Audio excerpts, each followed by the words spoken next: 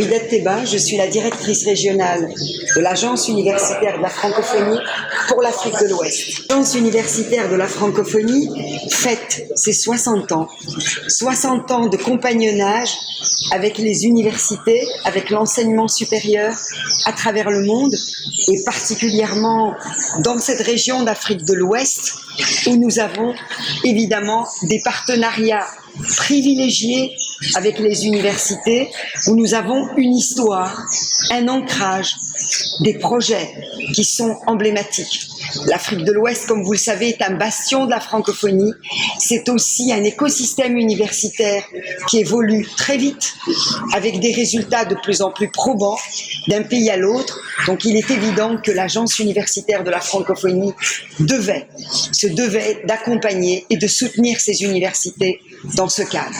Alors nous fêtons ces 60 ans, mais nous avons aussi à l'occasion de cette semaine, qui est la semaine mondiale de la francophonie scientifique, nous avons beaucoup de choses à partager avec nos universités membres, puisque nous organisons notre assemblée générale tous les 4 ans, et donc c'est l'occasion aussi de rassembler nos membres pour voter pour nos instances, puisque nous sommes une association.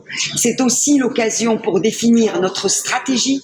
C'est aussi l'occasion, suite à une consultation mondiale que nous avons effectuée à l'échelle de toutes les universités, donc sur 120 pays dans le monde, c'est aussi l'occasion de présenter le livre blanc dans lequel nous faisons une synthèse de l'ensemble des apports et des contributions de nos membres, donc à ce travail collaboratif, collectif qui a été fait pour réfléchir sur le devenir de l'enseignement supérieur francophone à travers le monde. Effectivement, merci pour cette question. Nous sommes en pleine pandémie. C'est d'ailleurs la raison pour laquelle nous avons souhaité que ces grands événements aient lieu en bimodal. Nous sommes en présentiel à Dakar parce que nous avons la chance de pouvoir réunir l'ensemble de nos présidents, de nos recteurs d'Afrique de l'Ouest ensemble à Dakar, mais il est évident qu'une grande partie de ces événements donc va se dérouler en ligne à partir de Bucarest, qui est le point focal où se déroule l'Assemblée générale. Alors que fait-on en pleine pandémie?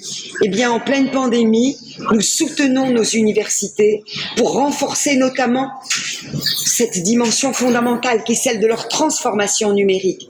Comment affronter aujourd'hui la pandémie, mais comment de manière générale profiter de cet événement terrible qu'est la pandémie pour accélérer ce mouvement, pour faire en sorte que l'enseignement à distance, que l'enseignement en ligne, que tous les apports du numérique deviennent un élément fondamental du mode de fonctionnement de nos universités. Ça a été un des éléments forts de notre travail. Mais il n'y a pas que cela, c'est évident. Nous avons soutenu, nous soutenons encore à travers des appels à projets pour essayer de renforcer l'innovation, la recherche dans la lutte contre la pandémie.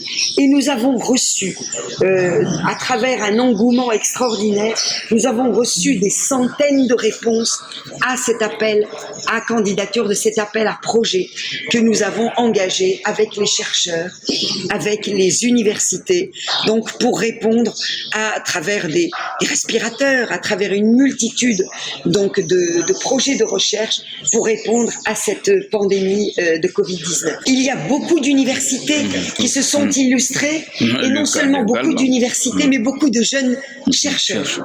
Et je voulais souligner la créativité de nos chercheurs, la créativité donc de ces jeunes chercheurs, parce que nos appels à projets essayent aussi de renforcer ce travail des jeunes, parce que c'est là où réside l'avenir de la recherche dans l'écosystème universitaire ouest-africain. Mais parce que la science est le moteur du développement. Et c'est la raison pour laquelle, à travers un projet emblématique que nous avons engagé avec 4 pays, le Bénin, le Togo, le Sénégal, le Burkina Faso, nous soutenons un élément fondamental et qui manque dans nos pays, c'est l'articulation entre la recherche et le monde socio-économique. Aujourd'hui, pour que la recherche devienne un moteur de développement, il faut absolument créer les relais nécessaires entre le monde économique et le monde académique. Et ce projet qui s'intitule Variwa, qui est soutenu par l'Union européenne, vise à cela. Les perspectives après le 60e anniversaire, c'est la stratégie pour les 4 prochaines années. Nous souhaitons promouvoir cette employabilité des jeunes et renforcer les actions que nous menons avec nos universités dans ce sens.